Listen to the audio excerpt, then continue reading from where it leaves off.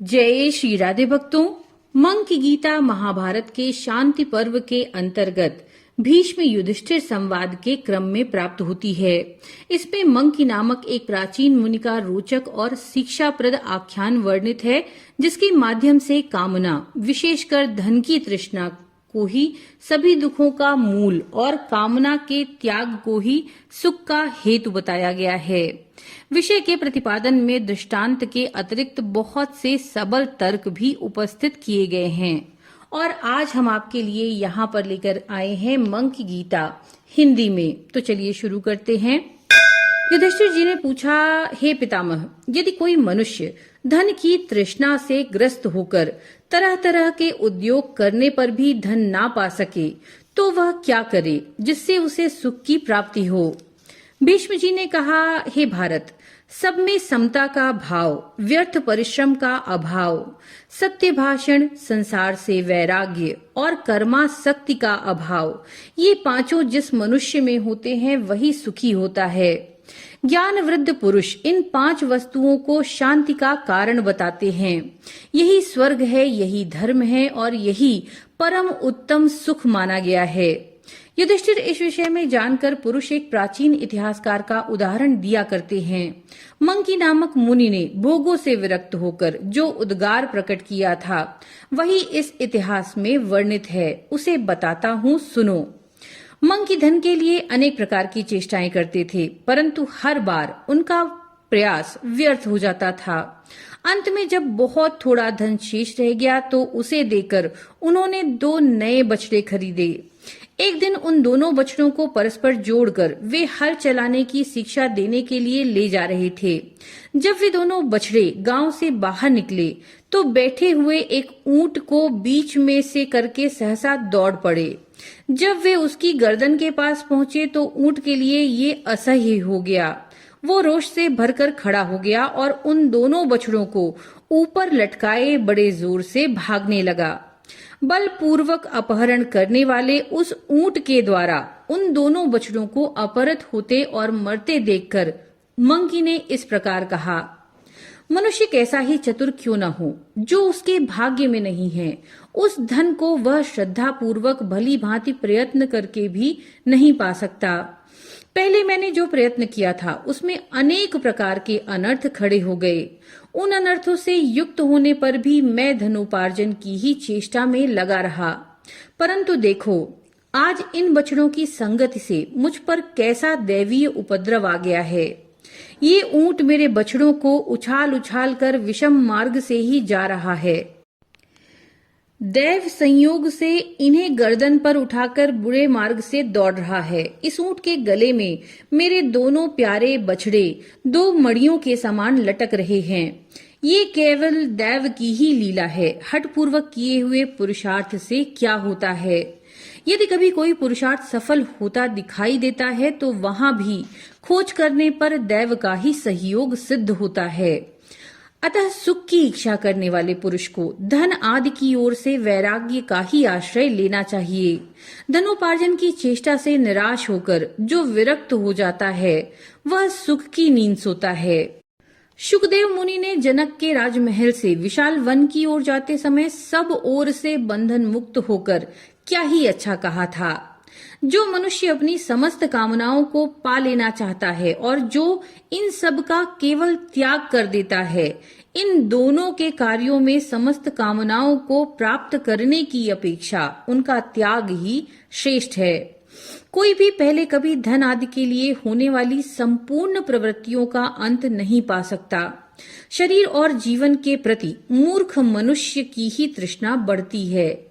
कामनाओं के दास मन, तू सब प्रकार की चेष्टाओं से निवृत्त हो जा और वैराग्य पूर्वक शांति धारण कर। तू धन की चेष्टा करके बारंबार ठगा गया है तो भी उसकी ओर से वैराग्य नहीं होता।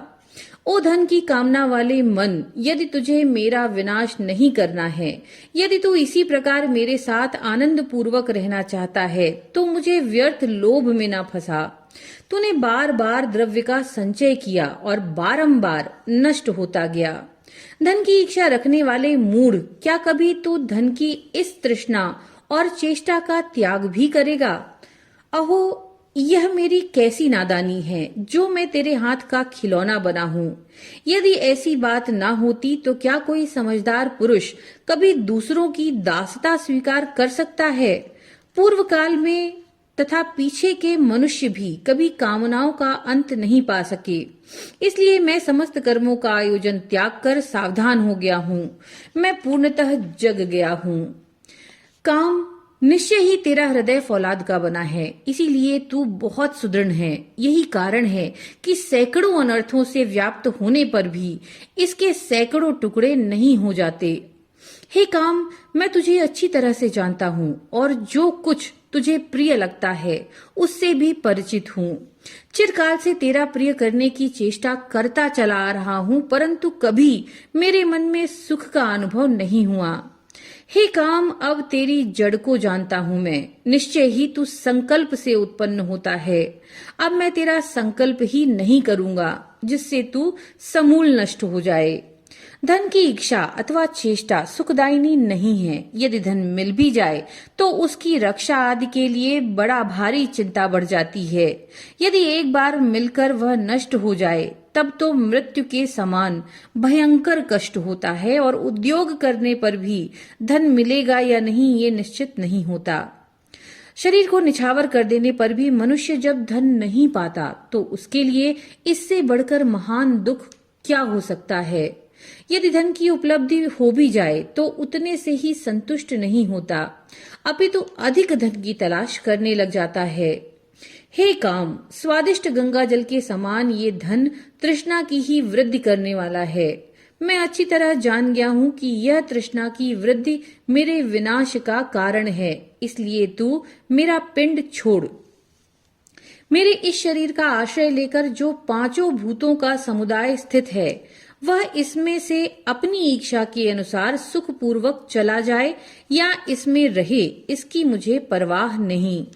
पंचभूत गण अहंकार आदि के साथ तुम सब लोग काम और लोभ के पीछे लगे रहने वाले हो, इसलिए तुम पर यहाँ मेरा रत्ती भर भी स्नेह नहीं। इसलिए मैं समस्त कामनाओं को छोड़कर केवल अब सत्वगुण का ही आश्रय ले रहा हूँ। मैं अपने शरीर में मन के अंदर संपूर्ण भूतों को देखता हुआ, बुद्धि को योग में, एकाग्र चित्त को श्रवण मनन आदि साधनों में और मन को पर ब्रह्म परमात्मा में लगाकर रोग शोक से रहित एवं सुखी होकर संपूर्ण लोकों में अनासक्त भाव से विचरूंगा, जिससे तू फिर मुझे इस प्रकार दुखों में ना डाल सके। हे काम, तृष्णा, शोक और परिश्रम इनकी उत्पत्ति स्थान सदा तू है। जब तक तू मुझे प्रेरित करके इधर उधर भटकाता रहेगा तब तक मेरे लिए दूसरी कोई गति नहीं है। मैं तो समझता हूँ कि धन का नाश होने पर जो अत्यंत दुख होता है वही सबसे बढ़कर है, क्योंकि जो धन से वंचित हो जाता है उसे अपने भाई, बंधु और मित्र भी अपमानित करने लगते हैं। दरिद्र को सहस्त्र सहस्त्र तिरस्कार सहने पड़ते हैं। इसलिए निर्धन अवस्था में बहुत से कष्टकारक दोष हैं और धन में जो सुख का लेश प्रतीत होता है वह भी दुखों से ही संपादित होता है। जिस पुरुष के पास धन होने का संदेह होता है उसे उसका धन लूटने के लिए लुटेरे मार डालते हैं अथवा उसे तरह तरह की पीड़ाएं देकर सताते हैं और सदा उद्वेग में डाले रहते हैं। धन लोलुपता दुख का कारण है, ये बात बहुत देर के बाद मेरी समझ में आई। हे काम, तू जिस जिसका आश्रय लेता है उसी उसी के पीछे पड़ जाता है। तू तत्वज्ञान से रहित और बालक के समान मूढ़ है। तुझे संतोष देना कठिन है। आग के समान तेरा पेट भरना असंभव है। तू ये नहीं जानता कि कौन सी वस्तु सुलभ है और कौन सी दुर्लभ। हे काम, पाताल के समान तुझे भरना कठिन है। तू मुझे दुखों में फंसाना चाहता है, लेकिन अब तू फिर मेरे भीतर प्रवेश नहीं कर सकता। अकस्मात धन का नाश हो जाने से वैराग्य को प्राप्त होकर मुझे परम सुख मिल गया। अब मैं भोगों का चिंतन नहीं करूंगा। पहले मैं बड़े बड़े क्लेश सहता था, परंतु ऐसा बुद्धिहीन हो गया कि अब धन की कामना में कष्ट है, इस बात को समझ ही नहीं पाता था। परंतु अब धन का नाश होने से उससे वंचित होकर मैं संपूर्ण अंगों में क्लेश और चिंताओं से मुक्त होकर सुख से सोता हूँ। हे काम, मैं अपनी संपूर्ण मनोवृत्तियों को दूर हटाकर तेरा परित्याग कर रहा हूँ। अब तो फिर मेरे साथ ना तो रहेगा ना मौज ही कर सकेगा। अब जो लोग मुझ पर आक्षेप या मेरा तिरस्कार करेंगे, उनके उस बर्ताव को मैं चुपचाप सह लूंगा।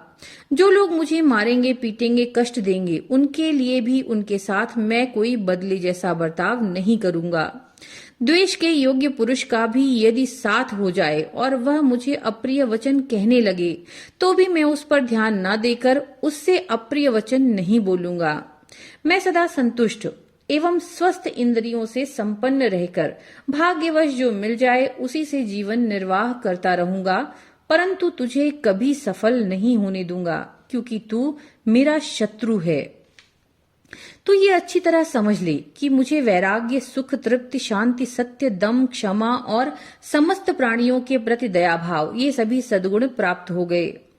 इसलिए काम, लोभ, तृष्णा और कृपणता को चाहिए कि वे मोक्ष की ओर प्रस्थान करने वाले मुझ साधक को छोड़कर चले जाएं। अब मैं सत्व गुण में स्थित हो गया हूँ। इस समय काम और लोभ का त्याग करके मैं प्रत्यक्ष ही सुखी हो गया हूँ। इसलिए अजितेंद्रिय पुरुष की भांति अब लोभ में फंसकर दुख नहीं उठाऊंगा। मनुष्य जिस जिस कामना को छोड़ देता है, उसकी ओर से सुखी हो जाता है। कामना के वशीभूत होकर तो वह सदैव दुखी पाता है। मनुष्य काम से संबंध रखने वाला जो कुछ भी रजोगुण हो उसे दूर कर दे। दुख, निर्लज्जता और असंतोष ये काम और क्रोध से ही उत्पन्न होने वाले हैं। जैसे ग्रीष्म ऋतु में लोग शीतल जल वाले सरोवर में प्रवेश करते हैं, उसी प्रकार अब मैं परम ब्रह्म में प्रतिष्ठित हो गया हूँ, इसलिए शांत हूँ। सब ओर से निर्वाण को प्राप्त हो गया हूँ। अब मुझे केवल सुख ही सुख मिल रहा है। इस लोक में जो विषयों का सुख है और परलोक में जो दिव्य एवं महान सुख है, ये दोनों प्रकार के सुख तृष्णा के क्षय से होने वाली सुख की 16वीं कला के बराबर भी नहीं। काम, क्रोध, लोभ, मोह, मद, मात्सर्य और ममता ये देहधारियों के 7 शत्रु हैं। इनमें 7वां काम रूप शत्रु सबसे प्रबल है। उन सबके साथ इस महान शत्रु काम का नाश करके मैं अविनाशी ब्रह्मपुर में स्थित होकर राजा के समान सुखी होऊंगा। हे राजन, इस बुद्धि का आश्रय लेकर मंकी धन और भोगों से विरक्त हो गए और समस्त कामनाओं का परित्याग करके उन्होंने परमानंद स्वरूप परब्रह्म को प्राप्त कर लिया। बछड़ों के नाश को निमित्त बनाकर ही मंकी अमृत तत्व को प्राप्त हो गए। उन्होंने काम की जड़ काट डाली, इसीलिए महान सुख प्राप्त कर लिया। इति श्री महाभारते शांति पर्वणि मोक्ष धर्म पर्वणि मंकी गीता संपूर्णा। नमो नारायण।